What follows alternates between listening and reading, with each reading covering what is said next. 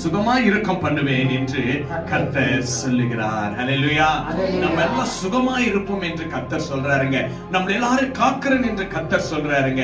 இன்னைக்கு தனிமையா இருக்கிற, துக்கப்படுகிற எல்லாரையும் ஆண்டவர் பார்த்து சொல்றாரு, உங்களை காக்கிற தேவன் நான் உன்னோட இருக்கிறேன். ஹல்லேலூயா. அதுதான் சங்கீதம் 121 நம்ம வாசிக்கிறோம். இஸ்ரவேலை காக்கிற தேவன் உறங்குவதும் இல்லை தூங்குவதும் இல்லை என்றாரே. அப்ப நம்ம தூங்கினாலும் நமக்கு வருகிற உபத்திரங்கள் என்ன காணப்பட்டாலும் இயேசு தூங்காமல் நம்மளை பாதுகாக்கிறவராக இருக்கிறார். ஒவ்வொரு ஏழை எளியவர்களுக்கு கர்த்தர் தான் துணையுங்க. ஏழை எளியவர்களுக்கு கர்த்தர் தான் ஆறுதல் படுத்துவாருங்க. பணம் பார்த்து உங்ககிட்ட பேசுவாங்க, பணம் இருந்தா உங்ககிட்ட பேசுவாங்க, வசதி இருந்தா உங்ககிட்ட பேசுவாங்க, நீங்க எதனா கொடுத்தாதான் உங்ககிட்ட அன்பு கொடுப்பாங்க. ஆனா ஒண்ணுமே இல்லைன்னா உங்களை தள்ளி விட்டுருவாங்க.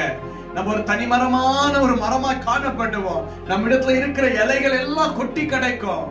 நம்ம ஸ்மரித்து போவோம் என்று சொல்லி இருக்கிற எத்தனை பேருடைய வாழ்க்கையில ஆண்டவர் பனித்துளியை போல, மழை துளியை போல மீண்டும் துளைக்க செய்கிற தேவன் உங்களுக்குள்ள காணப்படுகிறார். ஹல்லேலூயா.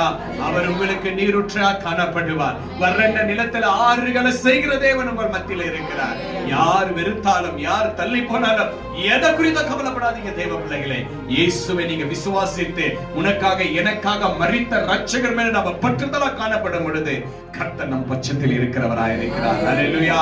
யார் கைவிட்டாலும் நம்ம என்ன பண்ணக்கூடாதுங்க, சோர்ந்து சொல்லுங்க, சந்தோஷமா சொல்லுங்க, யார் கைவிட்டாலும் சோர்ந்து போக மாட்டேன்.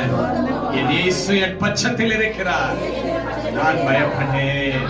பாருங்க, அது 7ஆம் வசனம். கர்த்தாவே நீர் அவர்களை காப்பாற்றி அவர்களை என்றென்றைக்கும் இந்த சந்ததிக்கு விலகி காத்துக்கொள்ளும். ஹல்லேலூயா.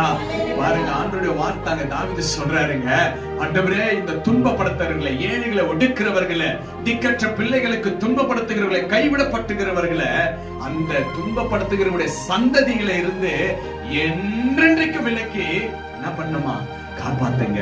ஹல்லேலூயா. ஆண்டவர் நிச்சயமா உங்களை ஒவ்வொரு நொடியும் ஒவ்வொரு நிமிஷம் காப்பாத்தி கொண்டிருக்கிறார். எனக்கு பிரியமான தேவச்சனமே, ஆண்டவர் இந்த வார்த்தை உங்களிடத்துல பேசியிருக்கிறார் என்றால் நீங்க ஏதோ ஒரு கண்ணீரோட தான் இருக்கலாம், ஏதோ ஒரு துக்கத்தோட தான் காணப்படலாம், கைவிடப்பட்ட நிலைமையில தான் நீங்க இருக்கலாம். அப்படிப்பட்ட நேரத்துல கர்த்தர் உங்களோட பேசி கொண்டிருக்கிறார்.